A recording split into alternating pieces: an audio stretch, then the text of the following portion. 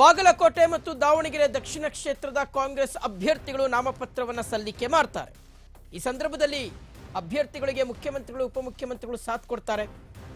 ಬೆಳಗ್ಗೆ 11:15ಕ್ಕೆ ದಾವಣಗೆರೆಯಲ್ಲಿ ಸಮರ್ಥ ಶಾಮನೂರು ಅವರು ಕಾಂಗ್ರೆಸ್ ಅಭ್ಯರ್ಥಿಯಾಗಿ ಉಮೇದುವಾರಿಕೆಯನ್ನು ಸಲ್ಲಿಸ್ತಾರೆ. ಆಲ್ರೆಡಿ ಸಾಂಕೇತಿಕವಾಗಿ ಒಂದು ನಾಮಿನೇಷನ್ ಅನ್ನು ಅವರು ಫೈಲ್ ಮಾಡಿದ್ರು ಲಾಸ್ಟ್ ಫ್ರೈಡೆ. ಆದರೆ ಇವತ್ತು ಕಾಂಗ್ರೆಸ್ ಅಭ್ಯರ್ಥಿಯಾಗಿ ಅಧಿಕೃತವಾಗಿ ನಾಮಿನೇಷನ್ ಅನ್ನು ಸಲ್ಲಿಕೆ ಮಾಡ್ತಾರೆ. ಈ ವೇಳೆ ಮುಖ್ಯಮಂತ್ರಿಗಳು ಮತ್ತು ಉಪಮುಖ್ಯಮಂತ್ರಿಗಳು ಸಾಥ್ ಕೊಡ್ತಾರೆ.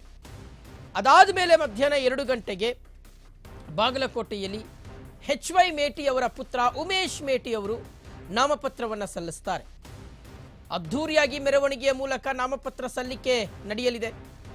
ಮೆರವಣಿಗೆಯ ವೇಳೆ ಸಾವಿರಾರು ಕಾರ್ಯಕರ್ತರು ಪಕ್ಷದ ಹಿರಿಯರು ಭಾಗಿಯಾಗ್ತಾರೆ. ಕಾಂಗ್ರೆಸ್ನ 2 ಅಭ್ಯರ್ಥಿಗಳ ಹೆಸರು ನಿನ್ನೆ ಫೈನಲ್ ಆಯಿತು, ಘೋಷಣೆ ಆಯಿತು. ಯಾರಿಗೆ ಟಿಕೆಟ್ ಸಿಗುತ್ತೆ ಅನ್ನುವ ಪ್ರಶ್ನೆ ಸಹಜವಾಗಿ ಕಾಡ್ತಾ ಇತ್ತು. 2 ಕ್ಷೇತ್ರಗಳಲ್ಲೂ ಸಾಮಾನ್ಯ ಕಾರ್ಯಕರ್ತನಿಗೆ ಕಾಂಗ್ರೆಸ್ ಟಿಕೆಟ್ ಕೊಡುತ್ತಾ ಅನ್ನುವ ಪ್ರಶ್ನೆ ಇತ್ತು. ಆದರೆ ಇಲ್ಲ, ಕುಟುಂಬ ರಾಜಕಾರಣಕ್ಕೆ ಮತ್ತೆ ಕಾಂಗ್ರೆಸ್ ಒತ್ತನ್ನು ಕೊಟ್ಟಿದೆ.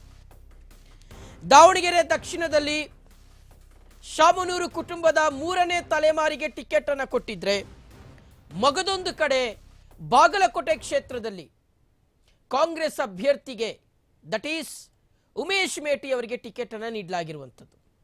ಅಲ್ಲಿಗೆ it is very clear, Congress ಪಕ್ಷದಲ್ಲಿ ಸಾಮಾನ್ಯ ಕಾರ್ಯಕರ್ತನಿಗೆ ಬೆಲೆ ಇಲ್ವಾ? ಸಾಮಾನ್ಯ ಕಾರ್ಯಕರ್ತ ಯಾರೂ ಇಲ್ವಾ?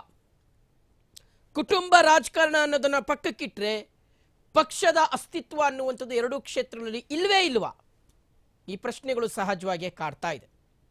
ಏನೇ ಆಗಲಿ, ಇವತ್ತು ಮುಖ್ಯಮಂತ್ರಿಗಳು ಮತ್ತು ಉಪಮುಖ್ಯಮಂತ್ರಿಗಳು ನಾಮಿನೇಷನ್ ಅನ್ನು ಸಲ್ಲಿಕೆ ಮಾಡುವಂಥ ಸಂದರ್ಭದಲ್ಲಿ 2 ಅಭ್ಯರ್ಥಿಗಳಿಗೆ ಸಾಥ್ ಕೊಡ್ತಾರೆ.